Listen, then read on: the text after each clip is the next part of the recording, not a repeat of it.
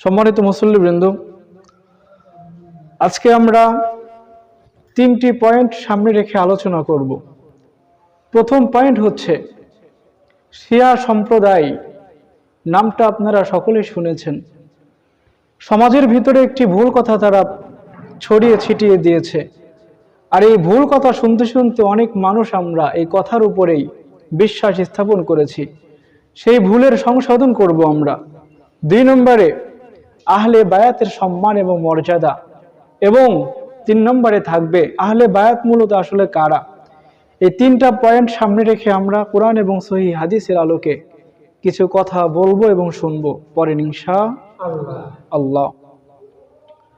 যে ভুল কথাটা আমাদের সমাজে ছড়িয়ে ছিটিয়ে দেওয়া হয়েছে সেটি হলো, অনেকেই মনে করে যে বিশ্বনবী মুহাম্মদুর রাসূলুল্লাহ সাল্লাল্লাহু আলাইহি ওয়াসাল্লাম ইন্তেকালের পূর্বে তিনি আলী রাদিয়াল্লাহু তাআলা আনহুর বিষয়ে বলে গিয়েছিলেন যে আমার পরে তোমাদেরকে নেতৃত্ব দেবে কে? আলী। এই সম্পর্কে তারা একটা হাদিসও বলে, যে হাদিসের ভিতরে বিশ্বনবী মুহাম্মদুর রাসূলুল্লাহ সাল্লাল্লাহু আলাইহি ওয়াসাল্লাম বলেছেন, মান কুনতু মাওলাহু ফাআলিয়ুন মাওলা, আমি যার মাওলা আলীও তার মাওলা। তিরমিজির হাদিস এটা। এই হাদিসকে সামনে রেখে আমাদের কোনো ভাইয়েরা বলতে চাই যে নবী করিম সাল্লাল্লাহু আলাইহি ওয়াসাল্লাম এই মাওলা দ্বারা তিনি বুঝিয়েছিলেন যে আমি যতদিন আছি আমি তো তোমাদের নেতৃত্ব দিব, আমার ইন্তেকালের পরে তোমাদের নেতৃত্ব দেবে হচ্ছে আলী। অর্থাৎ এই মাওলা দ্বারা তারা নেতৃত্ব বোঝায়। আসলে এই মাওলা শব্দটা কোন অর্থে ব্যবহৃত হয়েছে, এই হাদিসটাকে কেন্দ্র করে আমাদের অনেক ভাইয়েরা আবু বকর রাদিয়াল্লাহু তাআলা আনহুকে গালিগালাজ করে, ওমর রাদিয়াল্লাহু তাআলা আনহুকে গালিগালাজ করে। শুনেন নাই আপনারা? কিছুদিন পূর্বে ঢাকা আলিয়া মাদ্রাসার একজন প্রিন্সিপাল, তিনিও দেখলাম একটা হাদিসকে কেন্দ্র করে ওমর রাদিয়াল্লাহু তাআলা আনহুকে দোষারোপ করছেন। তিনি বুখারী শরীফ পড়ান, আমি যতটুকু জানি, কিন্তু বুখারী শরীফ কিভাবে পড়ান, বুঝে পড়ান নাকি না বুঝে পড়ান এটা মূলত বুঝি নাই। কারণ বুখারী শরীফ যে পড়ান তার তো আগে হাদিসের বিষয়ে পুরোপুরি পাণ্ডিত্য অর্জন করার কথা ছিল না? যেই ওমর সম্পর্কে নবী করিম সাল্লাল্লাহু আলাইহি ওয়াসাল্লাম বলেছেন, তিরমিজির বর্ণনায় হাদিস এসেছে, লাউ কানা বাদি নাবিয়্যুন লাকানা ওমর ইবনুল খাত্তাব, আমার পরে আর কোন নবী আসবে না। আসবে না। নবীজি বলছেন আমার পরে আর কোন নবী আসবে না। যদি আমার পরে রব্বুল আলামিন কোন ব্যক্তিকে নবুয়ত দিতেন তাহলে রব্বুল আলামিন ওমরকে নবুয়ত দান করতেন। আমার পরে যদি কেউ নবী হতো তাহলে ওমরই নবী হয়ে যেত। সুবহানাল্লাহ।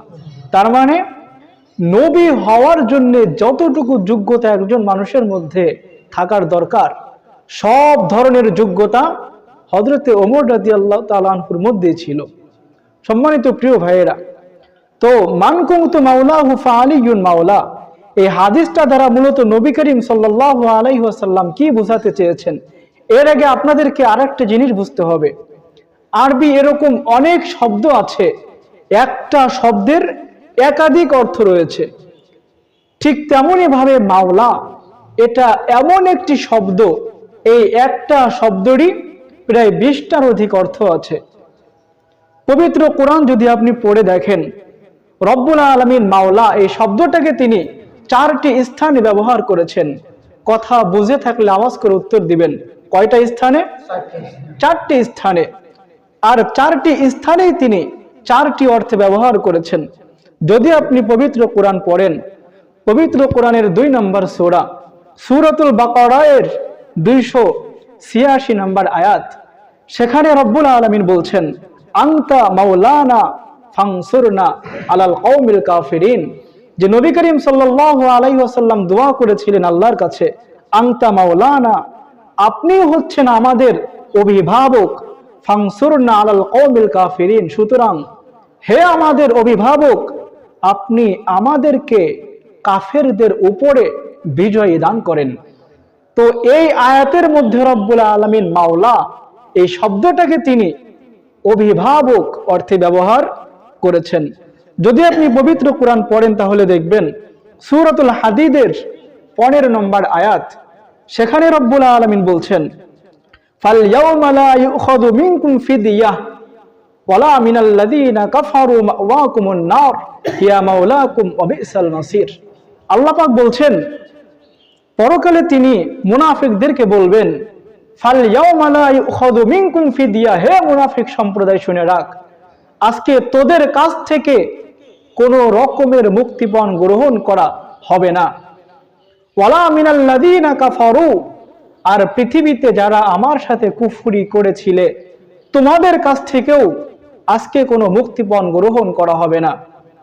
মাওয়াকুমুন নার, তোমাদের বসবাসের জায়গা হচ্ছে জাহান্নাম। হিয়া মাওলাকুম, এটাই তোমাদের আবাসস্থল। অবিসাল মাসির, আর কতই না নিকৃষ্ট সেই আশ্রয়স্থল।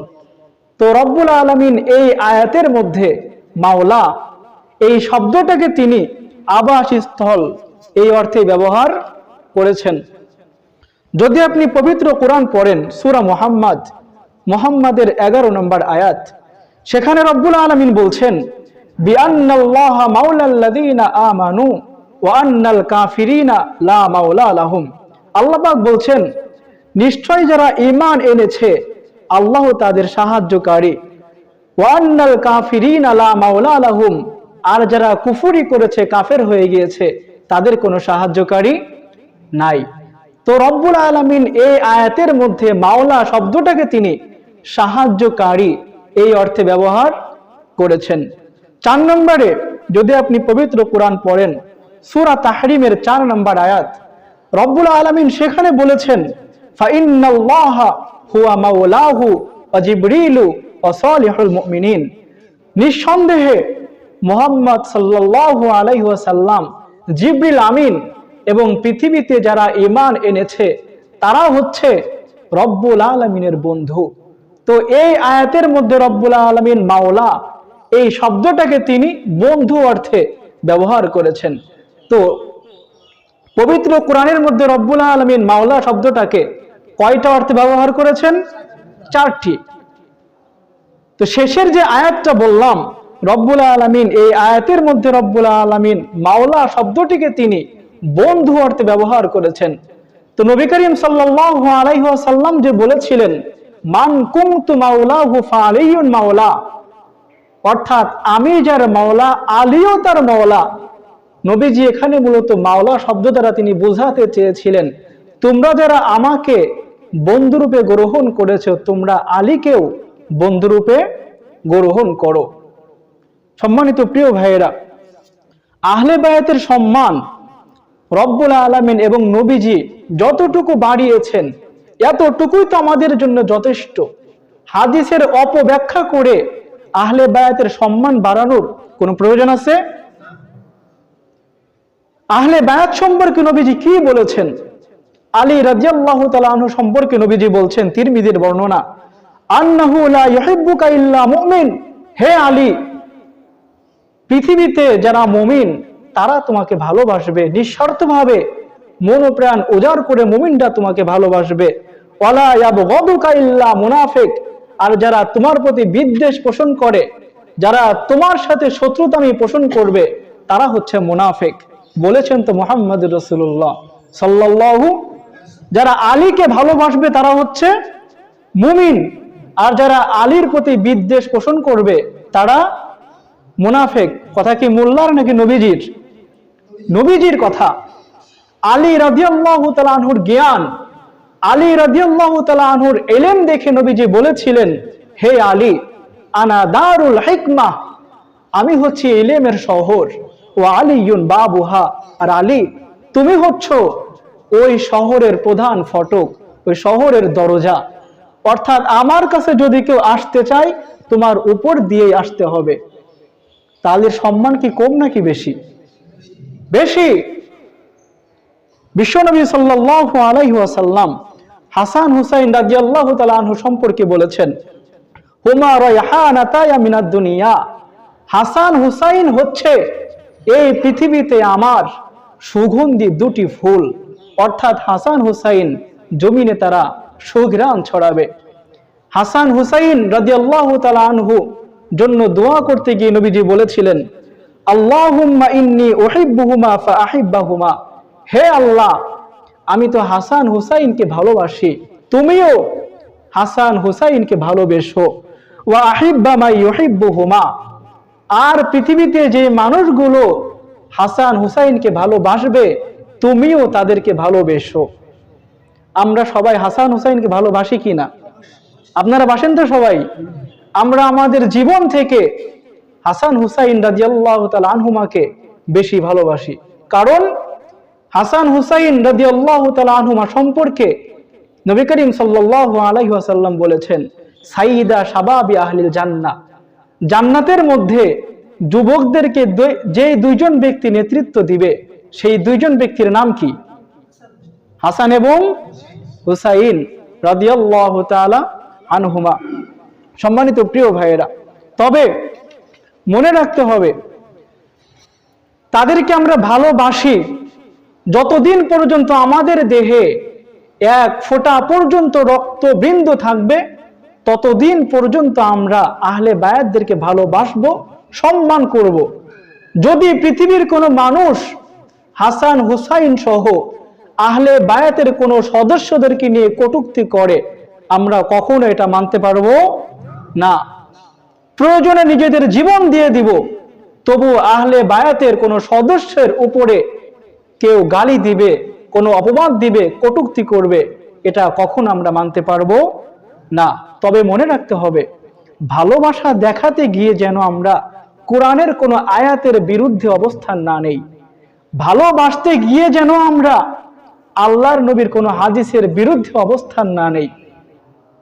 আজকে দেখবেন আপনারা 10 মুহররম আসলে আমাদের কোনো ভাইয়েরা লাল পাঞ্জাবি পরে রাস্তা দিয়ে হাই হোসেন বলে ঘুরে বেড়ায়, দেখেন না আপনারা? নিঃসন্দেহে তাদের মনে আহলে বায়াতের প্রতি ভালোবাসা আছে, নিঃসন্দেহে তারা হাসান হুসাইনকে ভালোবাসে। ভালো যদি না বাসতো এটা কি করতো নাকি? ভালোবাসা থেকে কিন্তু এটা করে, কিন্তু এটা করতে গিয়ে তারা যে নবীজির হাদিসের বিরুদ্ধে অবস্থান নিয়ে ফেলেছে। কোন হাদিসের বিরুদ্ধে? নবী করিম সাল্লাল্লাহু আলাইহি ওয়াসাল্লাম বলেছেন, আবু দাউদ শরীফ, হাদিস নাম্বার হচ্ছে 2299 নম্বর হাদিস। আর এই হাদিস সম্পর্কে সমস্ত মুহাদ্দিসগণ বলেছেন, হাযা ইসনাদুহু সহিহুন, এই হাদিসের সনদ হচ্ছে সহিহ। হাদিসটা কি? নবীজি বলছেন, লা ইয়াহিল্লু লি ইমরাতিন তুমিনু বিল্লাহি ওয়াল ইয়াউমিল আখির, যেই মহিলাগণ আল্লাহর প্রতি বিশ্বাস স্থাপন করেছে, যেই মহিলাগণ পরকালের প্রতি এবং আমার প্রতি বিশ্বাস স্থাপন করেছে, এবং যেই মানুষগুলো আল্লাহর প্রতি, আল্লাহর নবীর প্রতি এবং পরকালের প্রতি বিশ্বাস স্থাপন করেছে, তাদের জেনে রাখা উচিত, আন তুহাদ্দা আলা মাইয়িতিন ফাওকা সালাসি লায়ালিন, একজন মানুষের ইন্তেকালের পরে সর্বোচ্চ তারা যেন 3 দিন পর্যন্ত শোক পালন করে। কয়দিন পর্যন্ত? 3 দিন পর্যন্ত আপনি শোক পালন করতে পারবেন। নবীজি হাদিসের মধ্যে আরো বলেন, ইল্লা আলা যাওজিন আরবাআত আশহুরি ওয়া আশরা, তবে একজন মহিলার স্বামী যদি মৃত্যুবরণ করে, ওই মহিলা চাইলে 3 মাস, 4 মাস, 10 দিন পর্যন্ত শোক পালন করবে। আজকে আমাদের ভাইয়েরা শোক পালন করে, নিঃসন্দেহে ভালোবাসা থেকেই করে, কিন্তু এই শোক পালন করতে গিয়ে তারা তো হাদিসের বিরুদ্ধে অবস্থান নিয়ে ফেলেছে প্রিয় ভাইয়েরা। আবার আমাদের কোনো ভাইয়েরা শোক পালন করতে গিয়ে, ভালোবাসা দেখাতে গিয়ে দেখবেন নিজেদের শরীরে তারা আঘাত করে, দেখেন না আপনারা? আঘাত করে। অথচ নবীজি বলেছেন, শোক পালন করতে গিয়ে যারা নিজেদের দেহটাকে ক্ষত বিক্ষত করে ফেলবে তাদের সম্পর্কে নবীজি বলেন, লাইসা মিন্না মান দরাবাল খুদুদ ওয়া শাক্কাল জুয়ুব ওয়া দাআ বিদাওয়াতিল জাহিলিয়া, যে মানুষগুলো শোক পালন করতে গিয়ে নিজেদের দেহকে ক্ষত বিক্ষত করে ফেলবে, যে মানুষগুলো শোক পালন করতে গিয়ে নিজেদের শরীরে চপেটাঘাত করবে, যে মানুষগুলো শোক পালন করতে গিয়ে নিজেদের জামাকে, পরিহিত বস্ত্রকে ক্ষত বিক্ষত করে ফেলবে, আমি নবীজি বলছি ওই মানুষগুলো আমার উম্মতের অন্তর্ভুক্তই না। আপনার প্রতি আহলে বায়াতের ভালোবাসা আছে, আপনার মনের ভিতরে নবীজির প্রতি ভালোবাসা আছে, এখন নবী যদি পরকালে বলে না ও আমার উম্মতই না, আপনার এই ভালোবাসা কোনো কাজে আসবে? জোরে বলেন, কাজে আসবে? কাজে আসবে না প্রিয় ভাইয়েরা। এই জন্য আজকের এই আলোচনা থেকে স্পষ্টভাবে বুঝে তারপরে বাড়িতে যাবেন। একজন মানুষ সর্বোচ্চ শোক পালন করতে পারবে কয়দিন? আর কোন মহিলার স্বামী মৃত্যুবরণ করার পরে ওই মহিলা কয় মাস শোক পালন করবে? 4 মাস 10 দিন। এখন প্রশ্ন করবেন, হুজুর তাহলে 10 মুহররম এই যে শোকটা পালন করে এর ইতিহাসটা কি, এর সূচনা কোন জায়গা থেকে হয়েছে? প্রিয় ভাইয়েরা আমার, হুসাইন রাদিয়াল্লাহু তাআলা আনহু তিনি শাহাদাত বরণ করার পরে 300 বছর পর্যন্ত এই পৃথিবীর কোন অঞ্চলে কোন এলাকাতে শোক পালন করা হতো না। প্রথমে শোক পালন করা হলো কোন জায়গা থেকে? আব্বাসীয় খলিফা, তার নাম হচ্ছে মুইজ্জুদ্দৌলা। তিনি 352 হিজরিতে 10 মুহররম এই দিনটাকে তিনি শোক দিবস হিসেবে ঘোষণা করেন। কত হিজরিতে? 352 হিজরিতে। অর্থাৎ হুসাইন রাদিয়াল্লাহু তাআলা আনহুর শাহাদাত বরণ করারও 300 কত বছর পরে? 50 বছর পরে। এই 350 বছরের ভিতরে পৃথিবীর কোথাও 10 মুহররম শোক পালন করা হতো না। এজন্য প্রিয় ভাইয়েরা, যারা শোক পালন করে ওই দিন শরীরটাকে ক্ষত বিক্ষত করে, তাদেরকে প্রশ্ন করবেন, আচ্ছা ক্ষত বিক্ষত কেন করছো? তারা কিন্তু একটাই উত্তর দিবে। কি উত্তর দিবে? হুসাইন রাদিয়াল্লাহু তাআলা আনহুকে ভালোবাসি, এজন্যই কিন্তু আমরা কি করি? নিজেদের দেহটাকে ক্ষত বিক্ষত করি। যেহেতু তাকে অস্ত্র দ্বারা আঘাত করে ক্ষত বিক্ষত করে মেরে ফেলা হয়েছিল, এই জন্য আমরাও আমাদের দেহটাকে ক্ষত বিক্ষত করি। তাদেরকে বলবেন, আচ্ছা বুঝলাম তুমি হুসাইনকে অনেক ভালোবাসো, তো হাসানকে কি ভালোবাসো না? বলো, কি হুসাইন রাদিয়াল্লাহু তাআলা আনহুকে ভালোবাসতে হবে নাকি হাসানকে ভালোবাসতে হবে? হাসানকে ভালোবাসতে হবে না? তো হাসান রাদিয়াল্লাহু তাআলা আনহুকে মেরে ফেলা হয়েছিল কিভাবে জানেন আপনারা? কিভাবে? এখন তাকে বলবেন, যারা নিজেদের দেহটাকে ক্ষত বিক্ষত করে তাদেরকে বলবেন যে হুসাইনকে যেহেতু তরবারির আঘাতে ক্ষত বিক্ষত করে মেরে ফেলা হয়েছে, তো ওই দিন তোমরা নিজেদের দেহটাকে ক্ষত বিক্ষত করো। ঠিক আছে, বুঝলাম হুসাইনকে অনেক ভালোবাসো তুমি। তো যেই দিন হাসানকে মেরে ফেলা হয়েছিল বিষ পান করিয়ে, ওই দিন কেন হাসানের সম্মানার্থে তোমরা বিষ পান করো না? প্রশ্ন করতে পারবেন না? কখনো দেখছেন যে হাসান রাদিয়াল্লাহু তাআলা আনহু যেদিন মৃত্যুবরণ করেছিল ওই দিন তার জন্য শোক পালন করতে গিয়ে কেউ বিষ খেয়েছে? দেখছেন কখনো আপনারা? বিষ খায় না। কেন খায় না? কারণ তারা ভালো করে জানে নিজেদের দেহটাকে যদি ক্ষত বিক্ষত করি হয়তো একটু ব্যথা পাবো, কিন্তু মরবো না। কিন্তু বিষ খাইলে আর কি হবে? বাঁচবে না মরবে? তার মানে জাতে মাতাল তালে ঠিক। যদি আহলে বায়াতের প্রতি ভালোবাসাই থাকে, হুসাইনকে যতটুকু ভালোবাসো মিয়া, হাসানকে তো ঠিক ততটুকুই ভালোবাসতে হবে। 10 মুহররম আসলে যেমনি ভাবে হুসাইনের দুঃখে দুঃখিত হয়ে নিজেদের দেহটাকে ক্ষত বিক্ষত করছো, তাহলে হাসানের মৃত্যু দিবসটা যেদিন আসবে ওই দিন তো তোমার জন্য করণীয় হবে হাসানের দুঃখে দুঃখিত হয়ে বিষ পান করা। করণীয় হবে কিনা? কিন্তু কখনো কেউ করে না প্রিয় ভাইয়েরা। এই জন্য আমরা তাদেরকে ভালোবাসি। ভালোবাসা দেখাতে গিয়ে মনে রাখতে হবে যেন আমাদেরকে কোরআন এবং হাদিসের বিরুদ্ধে অবস্থান না নিতে হয় প্রিয় ভাইয়েরা। এখন 3 নম্বরে যে পয়েন্টটি নিয়ে আলোচনা করব, আহলে বায়াত আসলে কারা? আমরা আহলে বায়াত বলতে কয়েকজন ব্যক্তিকে বুঝি। আহলে বায়াত আসলে কারা? পবিত্র কোরআন যদি আপনি পড়েন তাহলে দেখবেন কোরআনের মধ্যে রব্বুল আলামিন আহলে বায়াত এই শব্দটাকে তিনি 2টা স্থানে ব্যবহার করেছেন। আমার কথা বুঝে থাকলে বলেন তো কয়টা স্থানে? 2টা স্থানে। আমি দলিল দিচ্ছি। আমাদের যুবক ভাইরা যারা যারা আছেন বা বৃদ্ধ বাবারা যারা আছেন, আপনাদের অনেকের কাছেই কিন্তু টাচ মোবাইল আছে। প্লে স্টোরে ঢুকবেন, প্লে স্টোরে ঢোকার পরে সেখানে কোরআন মাজিদ অ্যাপস আপনারা পেয়ে যাবেন। আমি দলিল দিচ্ছি, নামাজের পরে আপনারা ওই কোরআন মাজিদে ঢোকার পরে দেখবেন আমার কথার সাথে মিল পান কিনা। যদি মিল পান তাহলে অবশ্যই আমার কথা আপনাদেরকে মানতে হবে। তা আবার বলছি, পবিত্র কোরআনের মধ্যে আল্লাহ পাক আহলে বায়াত এই শব্দটা ব্যবহার করেছেন কয় জায়গায়? 2 জায়গায়। কুরআনুল কারীমের 11 নম্বর সূরা, সূরা হুদের 69 নম্বর আয়াত, আল্লাহ পাক রব্বুল আলামিন এখানে ইব্রাহিম আলাইহিস সালামের আলোচনা করতে গিয়ে তিনি আহলে বায়াত এই শব্দটা উচ্চারণ করেছেন। আল্লাহ পাক রব্বুল আলামিন বলেন, ওয়ালাকাদ জাআত রুসুলুনা ইব্রাহিমা বিল বুশরা ক্বালু সালামা, যে আমি আল্লাহ পাক ফেরেশতাদের একটি দলকে সুসংবাদ দিয়ে ইব্রাহিমের কাছে পাঠালাম। ফেরেশতারা ইব্রাহিমের কাছে গিয়ে বলল, ক্বালু সালামা, হে আল্লাহর নবী, আপনার উপরে শান্তি বর্ষিত হোক। ইব্রাহিম আলাইহিস সালাম প্রতি উত্তরে তিনি বলেছিলেন, ক্বালা সালাম, আপনাদের উপরেও শান্তি বর্ষিত হোক। এখন আমাদের বাড়িতে যদি মেহমান আসে আমরা কি করি? তাদের জন্য খানা পিনার ব্যবস্থা করি কিনা?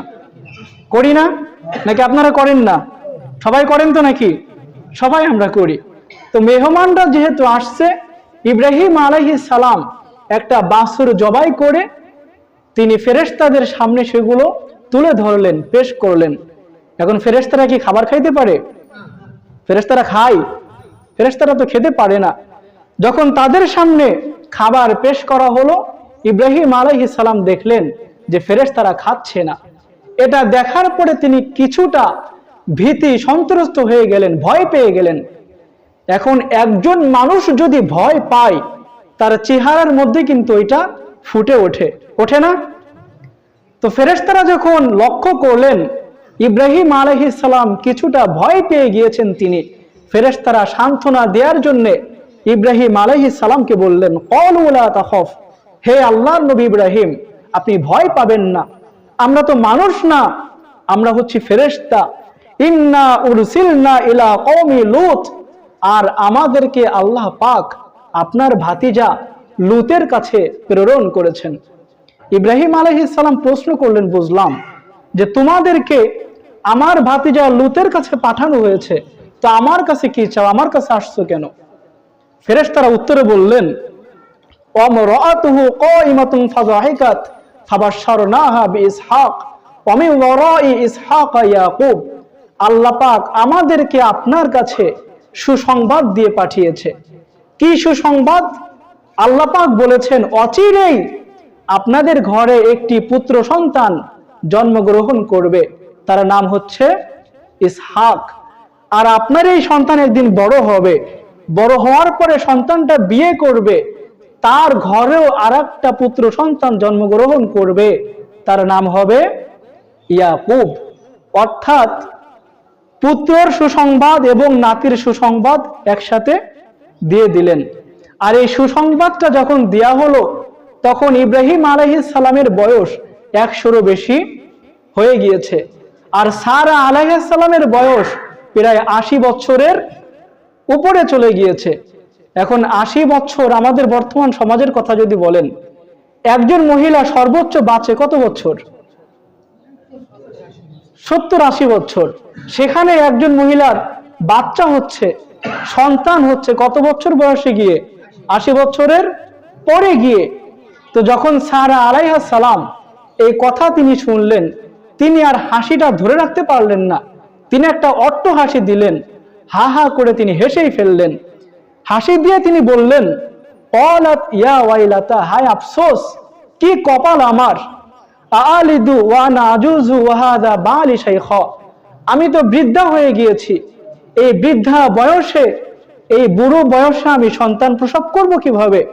আর আমার স্বামী, সেও তো বৃদ্ধ হয়ে গিয়েছে, এই বয়সে কিভাবে আমাদের সন্তান হবে?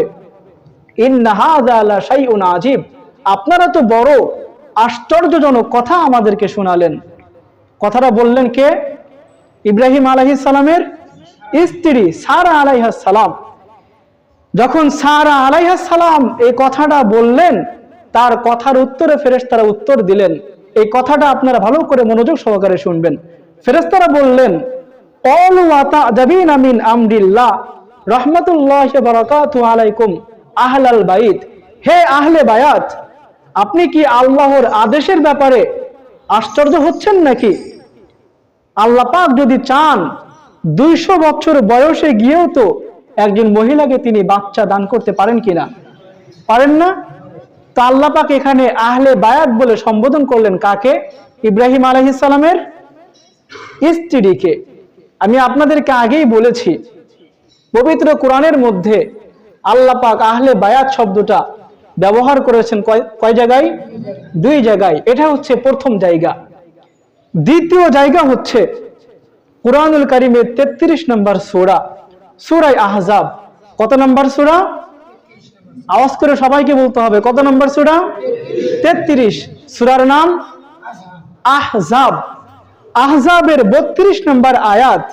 রব্বুল আলামিন এখানে আমাদের নবীর স্ত্রী যারা যারা ছিল তাদেরকে উদ্দেশ্য করে আল্লাহ পাক বলছেন, ইয়া নিসা আন নাবিয়্যি, হে নবীর স্ত্রীগণ, লাস্তুন্না কা আহাদিম মিনান নিসা, আপনারা তো অন্য অন্য মহিলাদের মতো সাধারণ কোনো মহিলা না।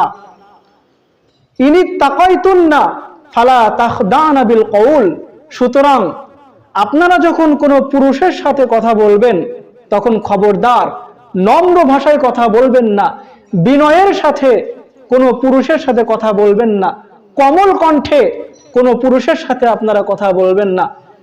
যদি কোনো পুরুষের সাথে কোমল কণ্ঠে নম্র ভাষায় কথা বলেন তাহলে কি হবে? ফায়াতমা আল্লাযী ফী কলবিহি মারাদু ওয়া কুলনা কওলাম মারুফা, যেই সমস্ত পুরুষের অন্তরে ব্যাধি আছে, যেই সমস্ত পুরুষদের অন্তরে রোগ আছে, তারা আপনাদের মুখ থেকে কোমল কণ্ঠে কথা শোনার পরে তারা আপনাদের প্রতি আকৃষ্ট হবে, তারা আপনাদের প্রেমে পড়ে যাবে। তো আল্লাহ পাক বললেন যে আপনারা এই পৃথিবীর অন্য অন্য মহিলাদের মতো সাধারণ কোনো মহিলা না, সুতরাং যখন কোনো পুরুষের সাথে কথা বলবেন নম্র ভাষায় কোমল কণ্ঠে বিনয়ের সাথে কথা বলবেন না, যখন কথা বলবেন ন্যায়সঙ্গত কথা বলবেন। আর শুনে রাখেন, অকর্ণা ফি বুয়ুতিকুন্না, আর আপনারা বাড়িতেই অবস্থান করবেন। ওয়ালা তাবাররুজনা তাবাররুজাল জাহিলিয়াতিল উলা, জাহিলু যুগের মহিলারা যেমনি ভাবে তারা তাদের রূপকে, তারা তাদের সৌন্দর্যকে মানুষের সামনে প্রকাশ করে বেড়াতো, আপনারা আপনাদের সৌন্দর্যকে, আপনারা আপনাদের রূপকে মানুষের সামনে প্রকাশ করে বেড়াবেন না। ওয়া আকিমনাস সালাতা ওয়া আতিনাজ যাকা ওয়া আতিনাল্লাহ ওয়া রাসূলা, আর বাড়িতে থেকে আপনারা নামাজ পড়বেন, বাড়িতে থেকে আপনারা যাকাত দিবেন এবং বাড়িতে থেকেই আল্লাহ এবং আল্লাহ রাসূলের আনুগত্য করবেন। আর আমি আল্লাহ পাক এই আদেশটা আপনাদের প্রতি কেন করছি? কারণ হলো ইন্নামা ইউরিদুল্লাহু লিইয়ুযহিবা আনকুম রিজসা আহলাল বাইত, হে আহলে বায়াত, আমি তো চাই আপনাদের ভিতরে যত অপবিত্রতা আছে সমস্ত অপবিত্রতাকে দূর করে আমি আল্লাহ পাক আপনাদেরকে পবিত্র করে দিতে চাই। তো আল্লাহ পাক এখানে আহলে বায়াত বলে সম্বোধন করলেন কাকে? নবীর স্ত্রীদেরকে। সবাই আওয়াজ করে উত্তর দিবেন। আল্লাহ পাক এখানে আহলে বায়াত বলে সম্বোধন করলেন কাদেরকে? নবীজির স্ত্রীদেরকে। তার মানে এখন নবীজির স্ত্রী ছিলেন কয়জন? 11 জন স্ত্রী। এখন আল্লাহ পাক 11 জন স্ত্রীর মধ্য থেকে অপবিত্রতা দূর করে তিনি তাদেরকে কি করে দিলেন? পবিত্র করে দিলেন। কথাটা ভালো করে বুঝবেন, আমি পরে বলছি এই কথাটা বলার কারণ কি। তার মানে এখন পবিত্র মানুষের সংখ্যা দাঁড়ালো কতজন? 11 জন। মনে রাখবেন কথাটা। এই আয়াতটা যখন নাজিল হলো তখন নবী করিম সাল্লাল্লাহু আলাইহি ওয়াসাল্লাম উম্মে সালামা রাদিয়াল্লাহু তাআলা আনহার ঘরে ছিলেন। যখন এই আয়াতটা নাজিল হলো নবীজির শরীরে একটা চাদর ছিল, নবীজি আলী রাদিয়াল্লাহু তাআলা আনহুকে ওই চাদরের ভিতরে ঢোকালেন, ফাতেমা রাদিয়াল্লাহু তাআলা আনহাকে ওই চাদরের ভিতরে ঢোকালেন, হাসান এবং হুসাইন রাদিয়াল্লাহু তাআলা আনহুমাকেও চাদরের মধ্যে ঢোকালেন। চাদরের মধ্যে ঢুকিয়ে নবীজি এবার আল্লাহর কাছে দোয়া করলেন, আল্লাহুম্মা, হে আল্লাহ, হা উলাই আহলু বাইতি, এরা হচ্ছে আমার আহলে বায়াতের সদস্য। কিন্তু আল্লাহ পাক আহলে বায়াত বলে ডাক দিয়েছিলেন কাকে? নবীজির স্ত্রীদেরকে। পরে নবীজি বলছেন যে হে আল্লাহ, শুধু আমার স্ত্রীরাই তো আমার আহলে বায়াতের সদস্য না, আমার চাদরের মধ্যে এখন যারা যারা আছে এরাও আমার আহলে বায়াতের সদস্য। ফাজহিব আনহুমুর রিজিসা ওয়া তাহহিরহুম তাতহীরা। আপনি যেমনি ভাবে আমার স্ত্রীদের মধ্য থেকে অপবিত্রতা দূর করে তাদেরকে আপনি পবিত্র বানিয়ে দিয়েছেন, এখন আমার চাদরের মধ্যে যারা যারা আছে আপনি এদের মধ্য থেকেও অপবিত্রতা দূর করে এদেরকেও আপনি পবিত্র বানিয়ে দেন। দোয়া করলেন কে? নবীজি। নবীজির দোয়া কবুল হবে কিনা? নবীজির দোয়া কবুল করে আল্লাহ পাক এই চারজনকেও পরবর্তীতে তিনি পবিত্র বানিয়ে দিলেন। তো আগে পবিত্র মানুষ ছিল কয়জন? পরে হইল কয়জন? চারজন। তাহলে মোট 15 জন। আর আমাদের নবী তো এমনিতেই পুত পবিত্র, তাহলে পবিত্র লোকের সংখ্যা দাঁড়ালো কতজন? সবাই একসাথে বলেন 16 জন। এখন আপনি বলেন না পাক পাঞ্জাতন। পাক পাঞ্জাতন মানে কি? পাক মানে পবিত্র, পাঞ্জাতন 5 মানে 5, তন মানে ব্যক্তি, 5 জন পবিত্র ব্যক্তি। আল্লাহ বলেন না পবিত্র ব্যক্তি হচ্ছে 16 জন, আর আপনি বললেন না পবিত্র ব্যক্তি হচ্ছে 5 জন। তাহলে আপনি কি কোরআনের সাথে একমত পোষণ করলেন, নাকি কোরআনের বাহিরে গিয়ে ভিন্ন মত আপনি দিলেন? এখন থেকে পাক পাঞ্জাতন বলা যাবে? আর তাছাড়া পবিত্র ব্যক্তি কি পৃথিবীতে মাত্র এই 15-16 জনই ছিলেন নাকি? আর কি ছিল না? পৃথিবীতে যত নবী আসছে তারা তো মনে হয় গুনাহগার ছিলেন নাকি পবিত্র ছিলেন? তাহলে আপনি পাক পাঞ্জাতন বলে 5 জন ব্যক্তির মধ্যে পবিত্রতা সীমাবদ্ধ করে দিলেন, এই অধিকার কে দিয়েছে আপনাকে? এই জন্য প্রিয় ভাইয়েরা আমার, তো বলছিলাম আহলে বায়াত এই শব্দটা রব্বুল আলামিন পবিত্র কোরআনে ব্যবহার করেছেন কয় জায়গা? প্রথমবার কার ক্ষেত্রে? ইব্রাহিম আলাইহিস সালামের স্ত্রীর ক্ষেত্রে। দ্বিতীয়বার আমাদের নবীর স্ত্রীদেরকে ডাক দেওয়ার সময়। তো এখন আহলে বায়াত বলতে কি শুধু হাসান হুসাইন আর ফাতেমা আলী, নাকি আমাদের নবীর স্ত্রীরা? আমাদের নবীর স্ত্রীরাগণ সহ ওনারাই হচ্ছে পরিচিত আহলে বায়াত। আল্লাহ পাক নবীজির স্ত্রীগণকে আহলে বায়াত বলে ডাক দিয়েছেন। পরবর্তীতে নবীজি যখন দোয়া করলেন, নবীজির দোয়া কবুল করে আল্লাহ পাক হাসান হুসাইন আলী ফাতেমাকেও আহলে বায়াতের সদস্য বানিয়ে দিয়েছেন। এখন আর কখনো বলবেন যে আহলে বায়াতের সদস্য এই 4 জন মাত্র? বলা যাবে? যে কথাগুলো আমরা শুনলাম, আল্লাহ আমাদের সকলকেই কথাগুলো বোঝার এবং আমল করার তৌফিক দান করুন। হাযা মিন ইলমি ওয়াল ইলমু ইনদাল্লাহ।